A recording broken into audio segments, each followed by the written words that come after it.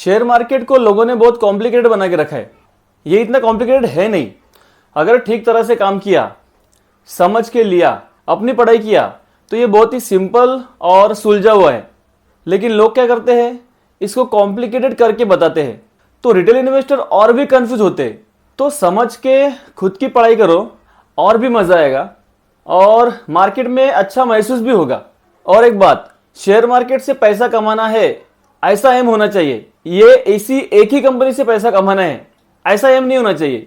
मतलब कंपनी चाहे कोई भी हो, क्या फर्क पड़ता है यार, अपने को सिर्फ पैसा कमाना है बस। और एक सबसे जरूरी बात जिसको समझने में लोगों को सालों लग जाते हैं, वो ये है कि पैसे कमाने के लिए, करोड़पति बनने के लिए शेयर मार्केट में एक ही कंपनी जरूरी है। एक ही कंपनी काफी है अगर ढंग से इन्वेस्टमेंट किया तो। लेकिन अगर उस एक कंपनी में डिसीजन गलत गया तो वो एक कंपनी कंगाल भी बना सकती है। और ये भी सच है। और इसलिए मैं बोलता हूं कि अगर आप नए हैं तो डाइवर्सिफिकेशन होना चाहिए, लेकिन ओवर डाइवर्सिफिकेशन नहीं होना चाहिए।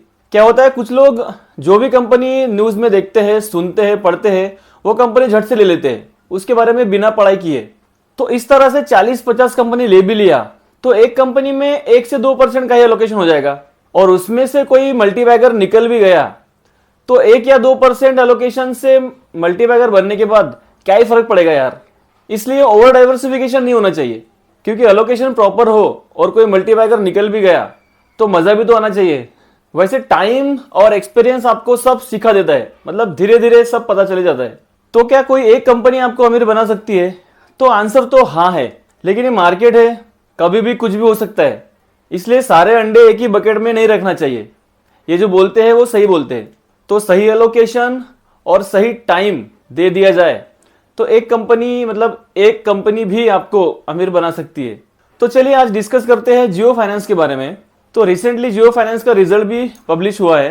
तो देख सकते हैं जो नेट प्रॉफिट है जियो फाइनेंस का क्वार्टर वो 6% से ऊपर है, जो कि 310 करोड़ का है। और जो नेट इंटरेस्ट इनकम है वो भी बढ़ा है।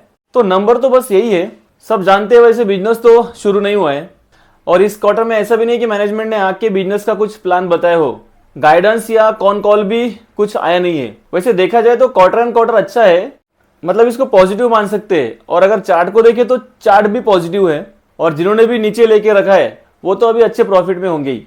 250 के नीचे काफी टाइम तक चांस भी दिया था। तो लॉन्ग टर्म के इन्वेस्टर तो सपोर्ट पे ही लेते हैं, तो वहां पे तो काफी लॉन्ग टर्म के इन्वेस्टर ने लिया होगा सपोर्ट पे, जो कि अभी अच्छा प्रॉफिट राइड कर रहे होंगे। अभी डिस्कस करते हैं कि ये फ्यूचर में अपने इन्वेस्टर्स को कितना अमीर बना सकता है।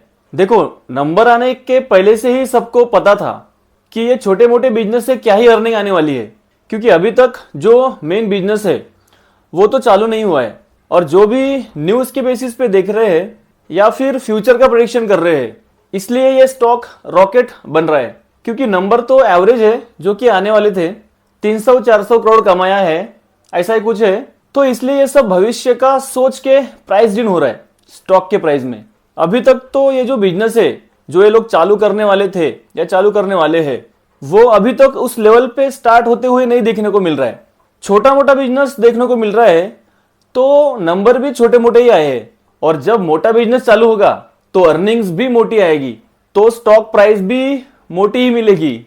मतलब ये भूलना नहीं चाहिए, क्योंकि स्टॉक प्राइस जो है वो तो अर्निंग को ही फॉलो करती है।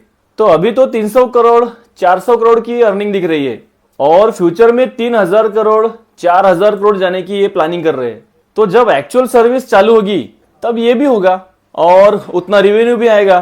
तो इसलिए इसको इतना वैल्यूएशन मिल रहा है, जो कि फ्यूचर के हिसाब से मिल रहा है, क्योंकि प्रेजेंट के हिसाब से तो इतना वैल्यूएशन नहीं मिलता।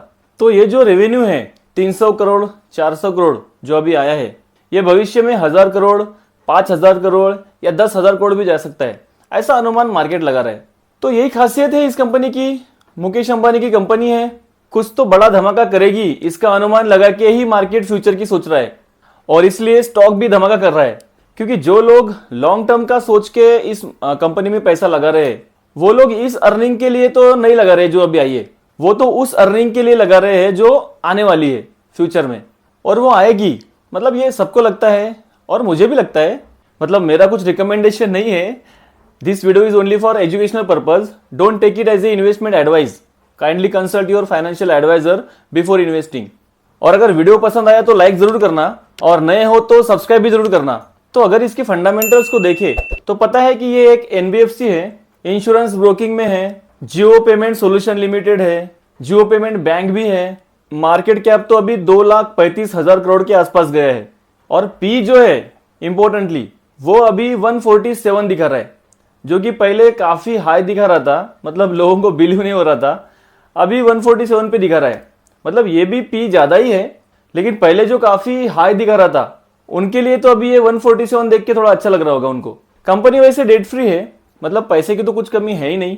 शेयर होल्डिंग देखेंगे तो प्रमोटर के पास 47% है, एफआई जो है वो 19.45% है और डीआईज जो है वो 12.60% का स्टेक लेके बैठे। तो काफी लोग पूछते हैं कि जियो फाइनेंस का फ्यूचर का मतलब लॉन्ग टर्म का टारगेट क्या है, मतलब क्या रहेगा 2025 को, क्या रहेगा। तो भाई साहब 2025 क्या ये लॉन्ग टर्म है? आप इसको लॉन्ग टर्म मानते हैं? मतलब एक साल क्या ये लॉन्ग टर्म होता है? मतलब इतना तो कभी कभी पोजीशन ट्रेड में मैं ही होल्ड कर लेता हूं, मतलब 2-4 क्वार्टर तो होल्ड कर ही लेता हूं कभी कभी। अरे दोस्त, लॉन्ग टर्म का सोच रहे हो तो 2025 का मत सोचो, 5-10 साल का सोचो और 5-10 साल के बाद शेयर प्राइस क्या रहेगा ये सोचो। अगर मुझे पूछोगे तो मेरा आंसर तो वही सेम रहेगा जो हमेशा रहता है कि शेयर प्राइस जो है वो उसके अर्निंग्स का गुलाम रहता है। अर्निंग बढ़ी, प्रॉफिट बढ़ा तो शेयर प्राइस रॉकेट बन गया, ऐसा होता है। तो कितना अर्निंग्स आएगा, कितना प्रॉफिट आएगा, ये सबको अपने अपने गेसिंग से, अपने अपने टैलेंट से सोचना है और गेस करना है।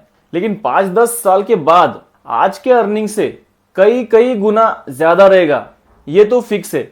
अभी तो जो इसका ईपीएस है वो 0.49 है, तो तब कितना ईपीएस रहेगा ये आप ही सोचो और मुझे नीचे कमेंट्स में बताओ।